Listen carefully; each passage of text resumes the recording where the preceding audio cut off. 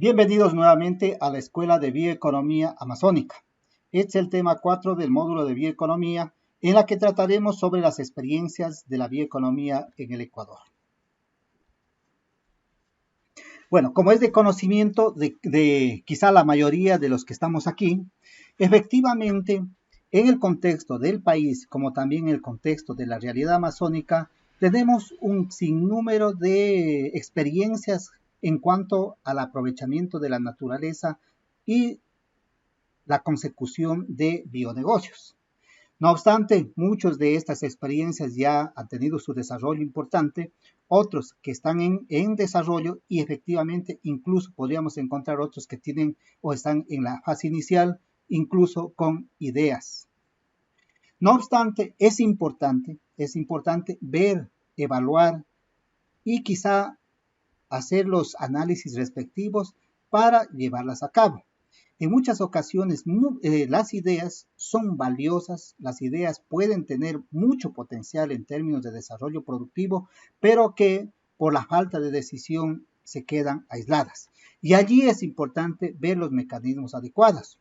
En muchas ocasiones se requiere de aliados, en muchas ocasiones se requiere de estudios, incluso en muchas ocasiones se requiere de ciertos análisis de expertos o a su vez de análisis o criterios que pueden tener las mismas personas que desarrollan negocios o las mismas personas que están anclados dentro de las comunidades.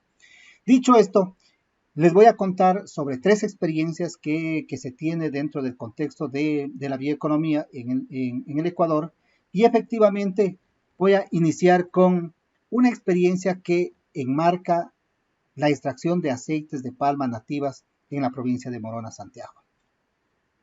Esta actividad económica inicia en el año 2019, es decir, con los primeros acercamientos, con las ideas, etcétera, etcétera, pero ya la ejecución en sí se desarrolla desde el año 2020 con la socialización en las comunidades, en este caso en las comunidades de la nacionalidad achuar en Morona, Santiago. Varios son, digamos, los actores que participan dentro de este proyecto. Efectivamente, creo que los más importantes son, en este caso, los productores, las comunidades de la nacionalidad achuar que se ubican en la provincia de Morona, Santiago, como las asociaciones Machumarenza y Zapat Enza. Pero adicionalmente juegan un papel o un rol fundamental las instituciones que enmarcan el financiamiento, porque dentro, digamos, del desarrollo de un bionegocio, que en este caso esté anclado a la realidad comunitaria, donde se enmarca altos niveles, altos índices de pobreza, desigualdad, eminentemente se requiere, en este caso, financiamiento. Y más aún, digamos, cuando tenemos comunidades que están manteniendo, protegiendo la naturaleza. Entonces, en este proyecto, gracias, digamos, a la elaboración de proyectos por parte del Ministerio de Ambiente, Agua y Transición Ecológica y del Ministerio de Agricultura y Ganadería, que han sido presentados ante el Fondo Verde de Clima y el Fondo para el Medio Ambiente, se llega a tener un financiamiento de $250,000 y que efectivamente, digamos, se está aprovechando para este desarrollo de la bioeconomía en este lugar. Pero un elemento clave también es la cooperación académica, y aquí ha jugado un rol fundamental la Universidad Técnica Particular de Loja, la UTPL, porque digamos, ¿quién está ayudando para avanzar más rápido en la consecución de los objetivos y las metas que se tiene, digamos, como proyecto? Pero más allá, digamos, de los actores, es importante remarcar que esta idea de negocio busca, por una parte, el fortalecimiento comunitario y el desarrollo de planes de manejo y de establecimiento de la cadena de valor. Más aún, como les decía, que este proyecto está anclado a una política que se tiene en el Estado, que es la protección de los bosques a través del programa Sociobosque. Bueno, adicionalmente es importante mencionar que este reto constituye en que las comunidades puedan desarrollar distintas actividades económicas ya de forma independiente. Además de eso, que en el marco, digamos, de este desarrollo de iniciativas puedan aprovechar de manera adecuada, de manera sostenible, los productos diversos que se tiene dentro de la región, que se tiene en la selva y que incluso en las grandes urbes prácticamente son desconocidas, pero que tienen muchísimo potencial y que podría tener muchísima demanda si se generan productos bioeconómicos adecuados y en términos también de sostenibilidad. Dicho esto, entonces les voy a contar cómo, digamos, se empieza a clarificar las oportunidades que tiene, en este caso, usando, digamos, estas dos palmas. A ver, tengamos en consideración que toda idea de negocio y quizá toda acción humana que está implícito en la parte económica no debería tomarse decisiones sin, digamos, tener un conjunto de datos. Los datos son importantísimos para disminuir la probabilidad de fracaso. Y más aún, digamos, cuando nosotros queremos, en este caso, que los recursos que ponemos para implementarlos están en juego. Entonces, lo importante es aquí tomar en consideración un elemento clave que es la investigación de mercados. La investigación de mercados nos va a permitir a nosotros tener ciertas certezas sobre si en realidad el producto es atractivo para el mercado, si las plantas, si existe materia prima suficiente para poderlas producir. Vamos a poder con la investigación de mercados también determinar si es o no es, en este caso, adecuado el precio, los canales de comercialización, los mecanismos de publicidad, etcétera, etcétera. Es decir, la investigación de mercados va a ser clave en el desarrollo de un emprendimiento, de un bioemprendimiento. Entonces, dicho esto, digamos, en este proyecto de extracción de aceites de Dos Palmas principalmente, es que se hace, digamos, un análisis sobre el potencial que podría proveer, en este caso, dos variedades de palma. La palma Mauritia flexuosa, que se conoce, digamos, en el común denominador de la sociedad como el morete, y también el Oenocarpus batau, que también se conoce como el ungurahua. Bueno, como les decía, la UTPL ha jugado un rol fundamental porque ha permitido, digamos, o con el trabajo de sus académicos, ha permitido identificar los posibles ingredientes naturales y también cómo podría aprovecharse de manera adecuada. Pero enmarcado, digamos, en la investigación de mercados, se llega a determinar que existe un potencial, digamos, dentro del país para poder, en este caso, aprovecharla de manera adecuada el ungurahua. Y efectivamente, en cambio, que este producto, si bien tenía, digamos, potencial en el país, pero a nivel internacional no tenía, digamos, mucho éxito. Sin embargo, el morete sí tenía, o sí se llegó a determinar que sí tiene muchísimo potencial en el contexto, insisto, internacional. Entonces, teniendo en consideración esto, con la investigación de mercados, lo que se llega, digamos, a encontrar es que hay varios elementos claves que se puede tomar de estas dos palmas. Y efectivamente es el valor que se puede tener a través de la extracción de aceites exprimidos en frío. Y que estos aceites son valorados positivamente por la industria cosmética mundial. Efectivamente, digamos, por la importancia que tiene el origen natural.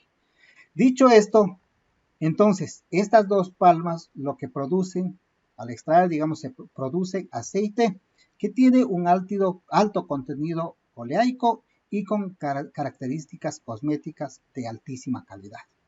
Entonces, ¿qué qué importante, digamos, que a través de la investigación de mercado se haya podido determinar y se haya podido también llegar a una determinada conclusión de que nos muestra un potencial para el desarrollo económico en este contexto de estas ciudades.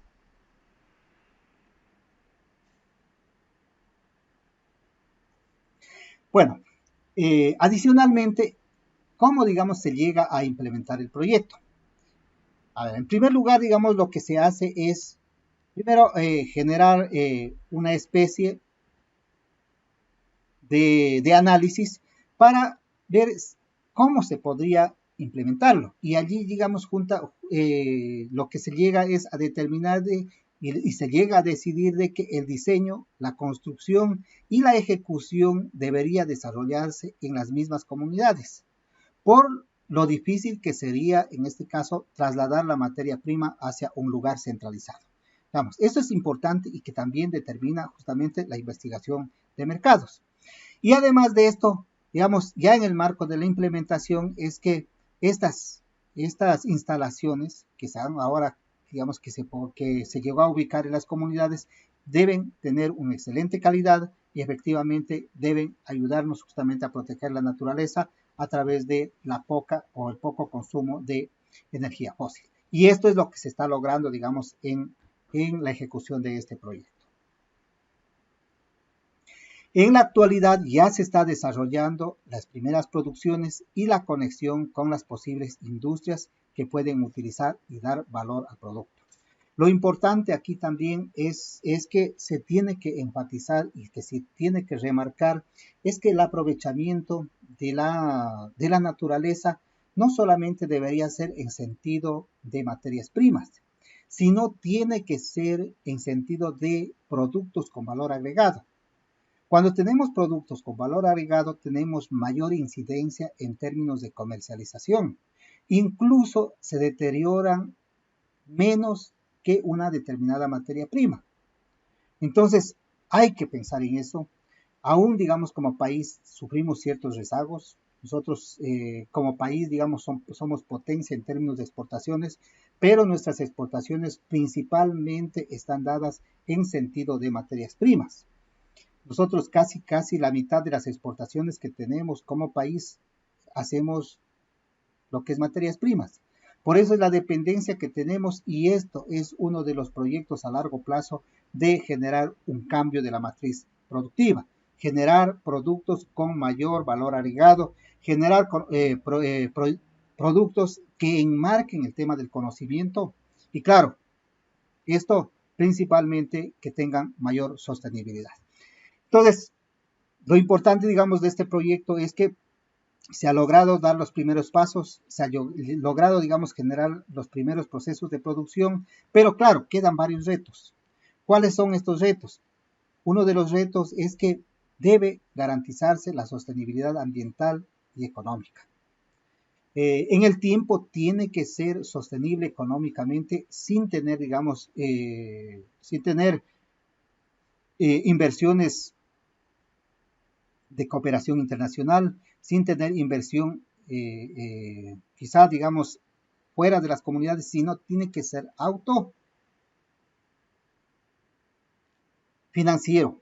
Es decir, que tiene que tener una autonomía económica, una autonomía financiera. Y eso es lo que le daría sostenibilidad. Entonces, una de las cosas importantes que se tiene que tener en consideración, y eso, digamos, es un reto. Otro de los retos es que para mantener en el tiempo debe priorizar el esfuerzo y trabajo con aliados estratégicos, efectivamente. Por ejemplo, el aliado estratégico, la universidad. La universidad podría ayudar a encontrar otro tipo de aprovechamiento, podría ayudar a diversificar la producción. Y esto es importante. Esta diversificación de producción debería estar dada por la creación de nuevos prototipos, la creación de productos con otro tipo de variedad de palmas, incluso, digamos, generar cierto tipo de combinaciones para tener nuevos prototipos o nuevos productos. Pero otro de los retos también es garantizar la materia prima. Es decir, que debería existir un programa, un plan, un proyecto. ¿Para qué? Para que también se amplíe, en este caso, la producción de las palmas. Porque si continúa la tala, si se intensifica, en este caso, la producción a través de los monocultivos, en este caso, vamos a ir disminuyendo la cantidad de materia prima disponible y es allí cuando el proyecto va a dejar de ser sostenible. Entonces hay que también pensar en esto, no solamente, digamos, estar pensando en que tenemos que aprovechar ahora, hay que aprovechar, pero luego cuando no tenemos materia prima vamos a sufrir de escasez y eso en términos de idea de negocios sería muy lamentable. Finalmente, como ya les había mencionado, uno de los elementos claves es independizar la producción. Tiene que generarse independencia, tiene que tener su personal calificado, tiene que tener sus técnicos y que permitan de alguna manera gestión, desarrollo, innovación en sentido empresarial. Y esto en sentido positivo para que en el tiempo se mantenga y prospere. La idea de un negocio siempre va a ser el crecimiento y el desarrollo. Por supuesto, tomando en consideración muchos elementos exógenos. Dentro de un negocio estamos rodeados de un conjunto de empresas competitivas y esas empresas que cada vez están innovando, que cada vez están creando, digamos, nuevos procesos de producción, que cada vez están generando mayor productividad. Entonces, este tipo de empresas, este tipo de bionegocios también tienen que tener ese sentido de desarrollo en el tiempo. Bueno, pasemos a otra experiencia digamos que viene dada justamente de biointensificación del cultivo de la guayusa. Bueno, esta iniciativa también inicia justamente a través de una cierta incidencia de la empresa Runa, porque la empresa Runa estuvo muy interesada allá en los años 2008-2009 de comprar la guayusa. Entonces, como hubo, digamos, esa oportunidad, muchos productores trataron, digamos, de generar mayor nivel de producción para canalizar, en este caso, el producto y tener mayores niveles de ingreso. No obstante, más allá, digamos, de los ciertos altibajos que ha tenido en este proceso de producción que ya van los 14 años, efectivamente, digamos, ha habido caídas, ha habido levantadas, pero en el tiempo se mantiene. Incluso, de acuerdo, digamos, a García 2024, se muestra de que en los últimos 5 años ha incrementado las ventas en alrededor de 420%. Indudablemente, como les decía, siempre van a ser clave, siempre van a ser importantes los actores, y aquí también se tiene algunos actores, entre ellos los mismos productores, otras comunidades que también, digamos, sostienen y ayudan, contribuyen, en este caso, a la producción, algunas asociaciones de productores y comercializadores. Incluso tenemos la federación tenemos la Federación Pueblo Quichua Lucuyacta. Es decir, que de alguna manera existen actores importantes, existen fuerzas de alguna manera que están incidiendo en términos de sostenimiento y producción.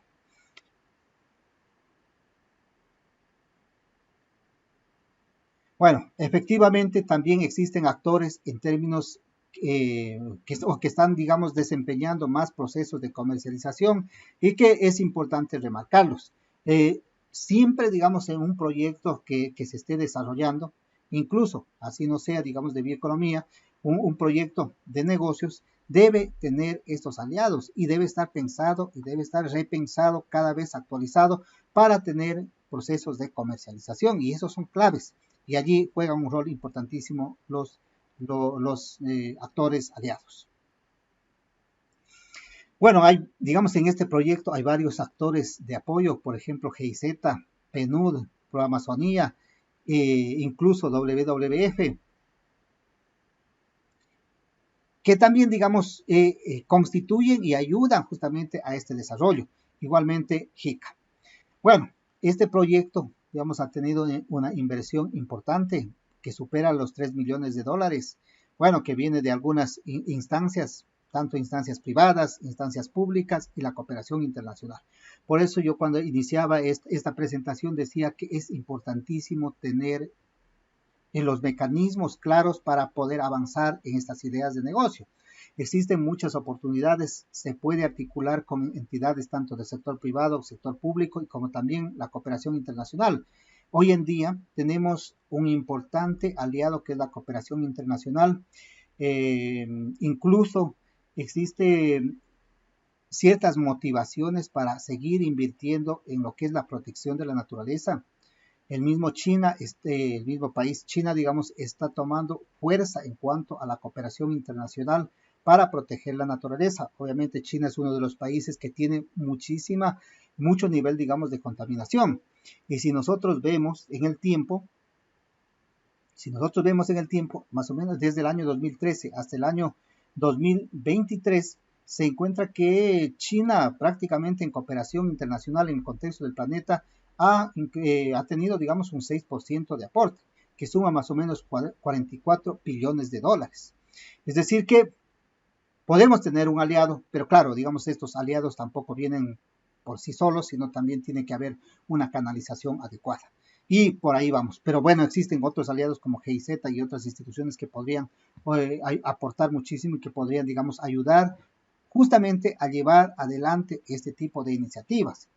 Más aún que cada vez toman mayor importancia por las preocupaciones que se tiene en el contexto del planeta. Recordemos que cada vez el planeta se calienta, a esto se le conoce como calentamiento global, y efectivamente por eso es que mayor número de instituciones también están del lado, digamos, del productor bioempresario que genera, digamos, actividad económica sostenible.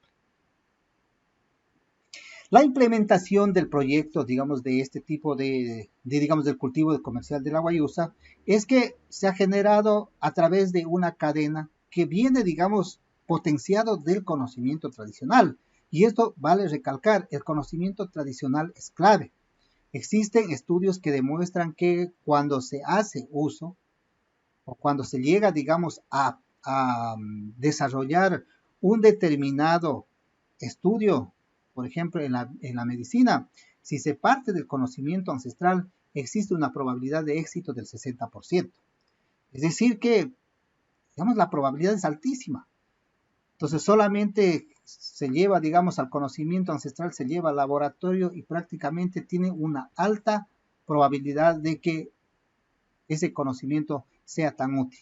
Y claro, bueno, allí también existen ciertos retos en términos de que debe ser adecuadamente aprovechado esos conocimientos, porque en caso contrario solamente servirían, digamos, para monopolizar, en este caso el conocimiento, para aprovechar el conocimiento y que esto no es nada positivo en sentido de desarrollo. Entonces, digamos, en el proyecto se parte, digamos, de lo que es el conocimiento ancestral sobre el uso del suelo, obviamente, sobre el uso también el aprovechamiento de lo que es la guayusa, tomando en consideración como un té. Posteriormente ya se pasó, digamos, a tener nuevas bebidas gasificadas y también ahora, por ejemplo, se ha enmarcado mucho en los productos cosméticos.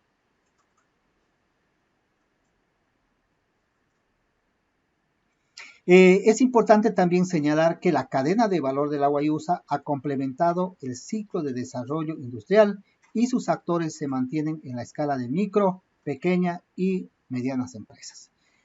Es decir que de alguna manera sí estamos avanzando en términos de desarrollo en este nivel de negocio. Pero claro, también tenemos ciertos retos. ¿Cuáles son esos retos?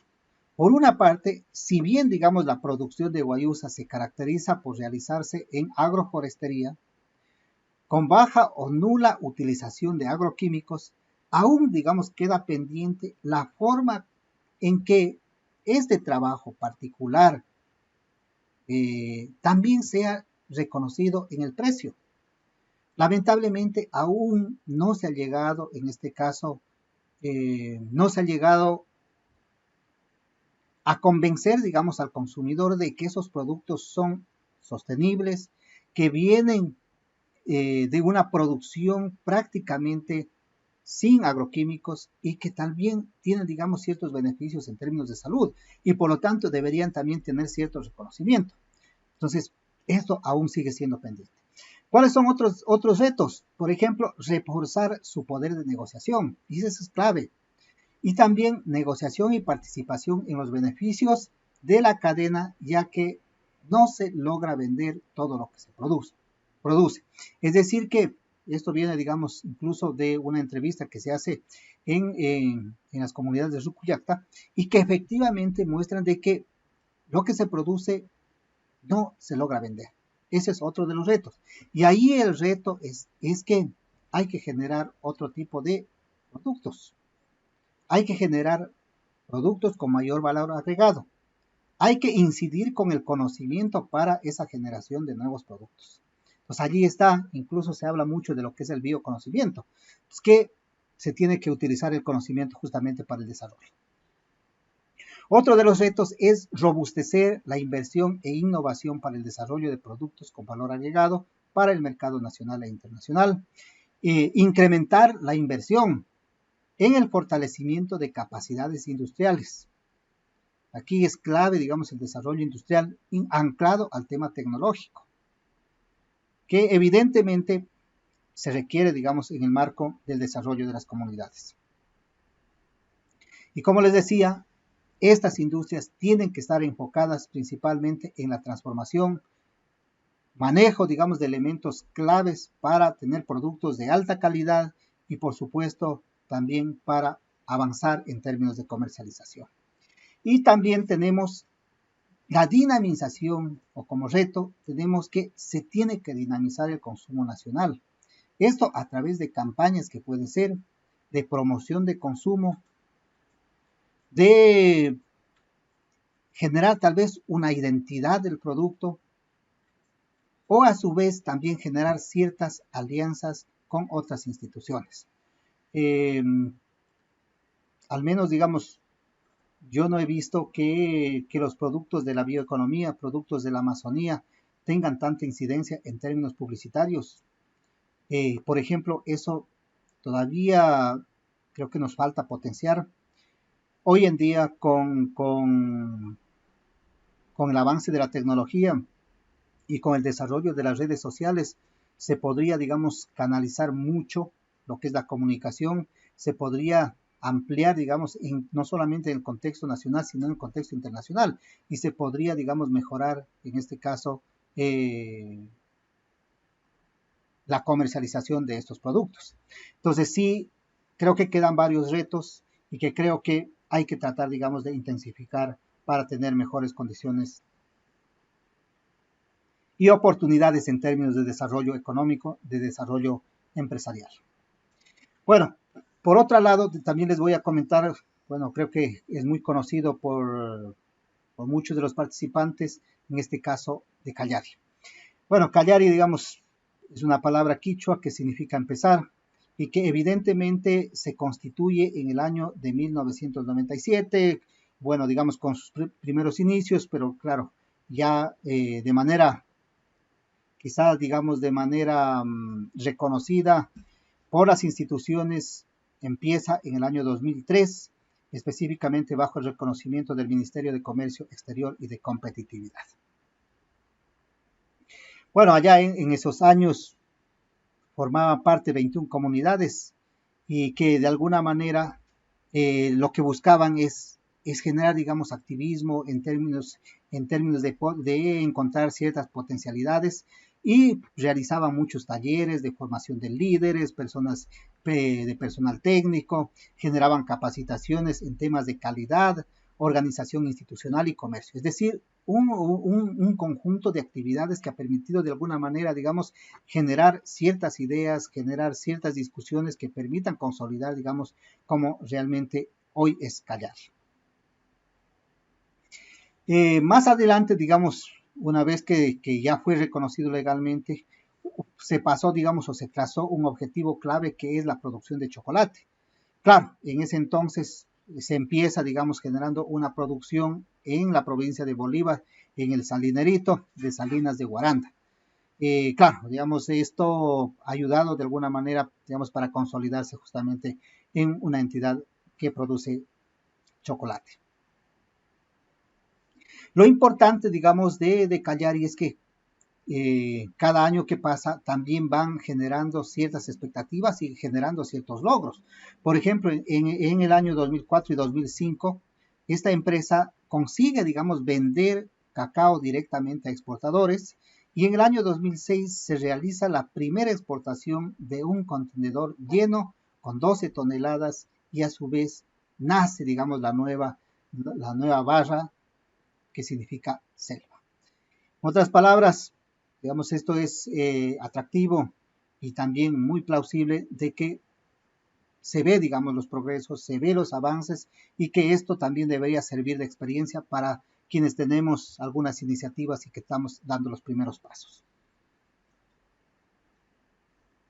En efecto, digamos, más allá de lo que es Callari, detrás, digamos, se tiene una barra de chocolate y que muestra, digamos, un intenso trabajo de muchísimas familias productoras y muchísimos beneficiarios de la provincia de Napo.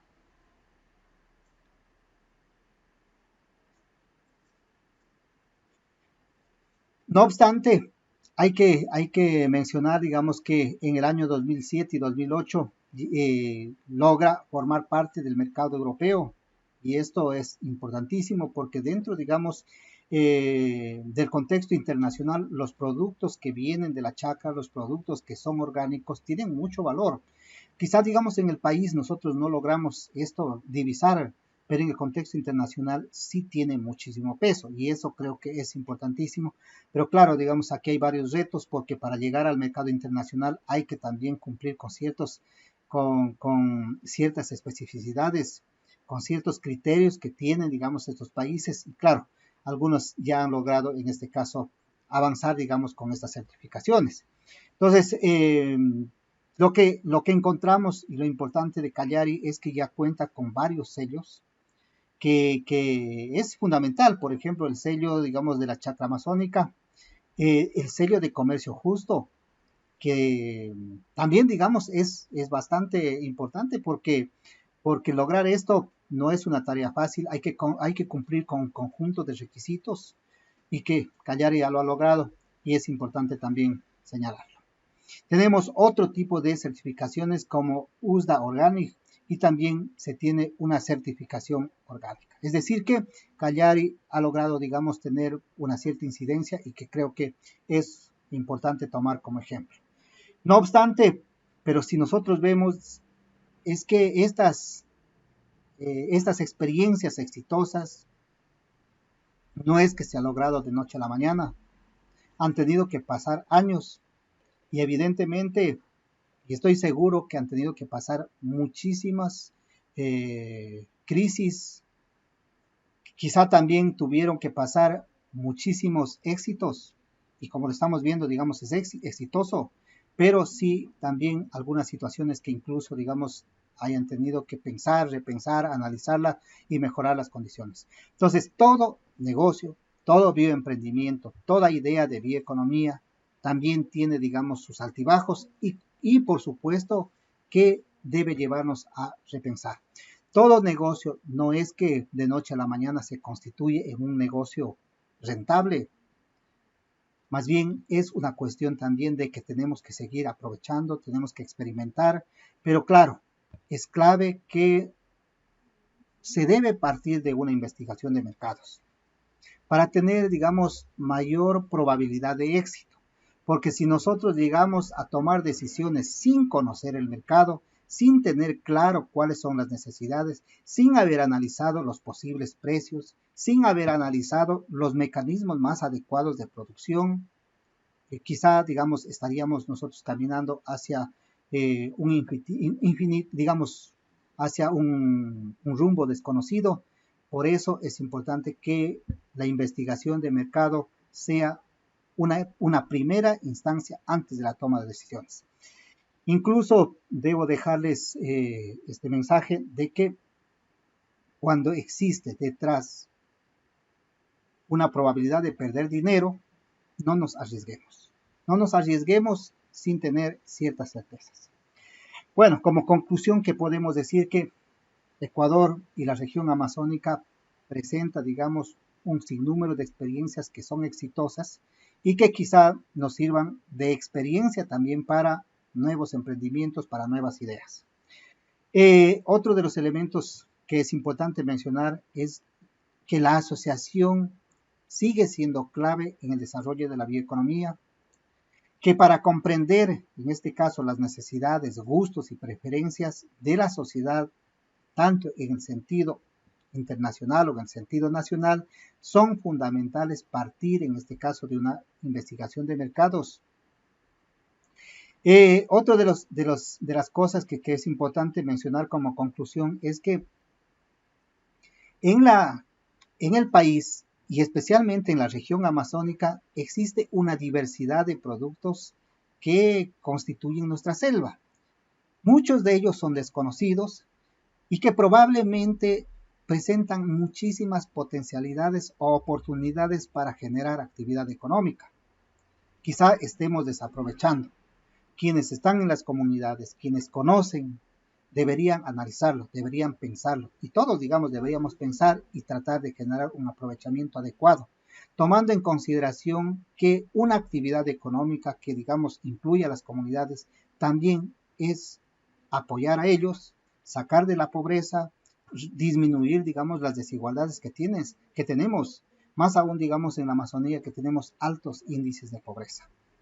Solamente en la provincia de Napo, en el contexto de la provincia, tenemos más o menos el 73.6% de pobreza.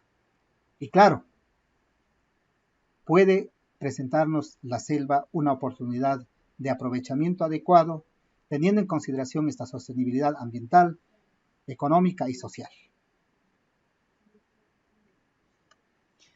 Bueno, con esto cierro. Muchas gracias.